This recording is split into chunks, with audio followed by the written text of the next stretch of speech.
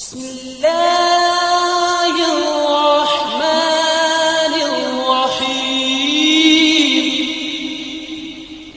السلام علیکم عزیزان محترم، ہمارے معاشرے میں نظر بد کو لے کر کافی چیزیں ہیں۔ مثلا کوئی اجنبی شخص آپ کے گھر اولاد، مال مویشی، کھیت کھلیان کو دیکھتا ہے تو فصل فوراً سوکھ جاتی ہے۔ میرا سوال یہ ہے کہ اللہ تعالیٰ موت و حیات کا مالک ہے، نفع و نقصان کا مالک ہے، تو اس کے حکم کے بغیر کوئی کس طرح اس قدرت کا حامل ہو سکتا ہے اور اس طرح کے واقعات کو انجام دے سکتا ہے؟ عزیزان محترم، اس کا جواب یہ ہے کہ جس طرح اللہ تعالیٰ موت و حیات کا مالک ہے، اسی طرح وہ اس قدرت کا بھی مالک ہے جو اس نے انسانی جسم میں بدیت کیے ہیں۔ اور عزیزان محترم، انہی میں سے نظر بد ایسی طاقت کا ہونا ہے جسے نظر بد کا لگنا کہتے ہیں، جو اب سائنسی تحقیق سے بھی ثابت ہوتا ہے۔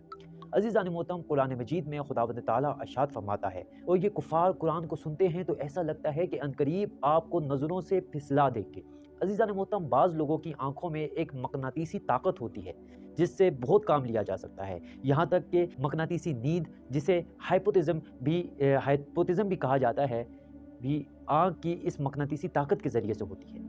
آج جب کہ لیزرز شعاعیں جو ہیں، دکھائی نہ دینے والی لہریں ایسے کام کرتی ہیں جو کسی خطرناک چیز کو تباہ کن ہتھیار سے بھی نہیں روکا جا سکتا، تو بعض لوگوں کی آنکھوں میں اس قسم کی طاقت کا پایا جانا جو مخصوص لہروں کے ذریعے سے مد مقابل پر اثر انداز ہوتی ہیں، جاہے تعجب نہیں رہا جاتا۔ عزیزان محترم، متعدد لوگوں نے یہ بیان کیا ہے کہ ہم نے خود اپنی آنکھوں سے بعض لوگوں کی آنکھوں میں ایک ایسی طاقت کا مشاہدہ کیا ہے جنہوں نے اپنی نظر سے انسان یا حیوان یا کسی دوسری چیزوں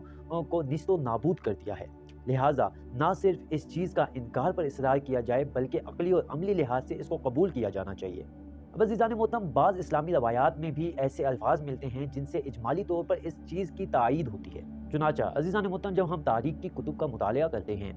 تو ایک حدیث جو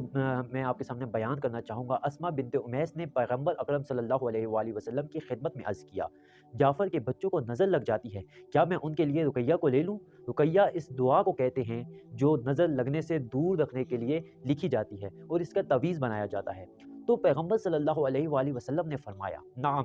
ہاں، کوئی حرج نہیں ہے، اگر کوئی چیز قضاء و قدرت پر سبقت لینے والی ہوتی ہے تو وہ صرف اور صرف نظر بد ہوتی ہے۔ عزیزان محترم، ایک اور حدیث میں بیان ہوا ہے کہ حضرت امیر المومنین علی بن ابی طالب علیہ السلام نے فرمایا ہے کہ پیغمبر اکرم صلی اللہ علیہ وآلہ وسلم نے امام حسن علیہ السلام کو اور امام حسین علیہ السلام کے لیے تعویذ بنایا اور دعا کو پڑھا، جس کا عزیزان محترم ترجمہ یہ ہے کہ میں تمہیں تمام کلمات اور اللہ تعالیٰ کے ان اسماء حسنی پناہ دیتا ہوں، بری موت، موذی حیوانات، بری نظر اور حسد کرنے والے شر سے۔ اور اس کے بعد امیر المومنین علیہ السلام فرماتے ہیں کہ اس کے بعد رسول خدا صلی اللہ علیہ وآلہ وسلم نے ہماری طرف دیکھا اور کہا، جناب ابراہیم علیہ السلام نے اپنے بیٹے اسماعیل اور اسحاق کے لیے یہی تعویذ بنایا تھا۔ اور اسی طرح نہج البلاغہ میں بیان ہوا ہے کہ العین حق والرقی حق۔